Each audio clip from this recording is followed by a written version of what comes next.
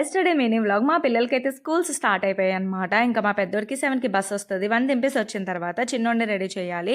After holidays కానివ్వండి, చిన్నపిల్లలు ఉన్నప్పుడు కానివ్వండి, పిల్లల్ని లేపడం, తినిపించడం చాలా పెద్ద టాస్క్ అనుకుంటారు మదర్స్.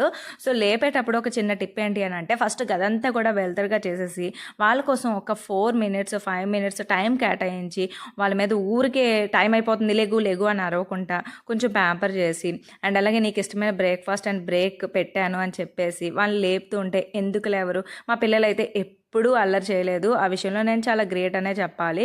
ఇంకా వాళ్ళకి నచ్చిన బ్రేక్స్ నేను ఎక్కువగా పెడుతూ ఉంటాను స్కూల్కి. I love you.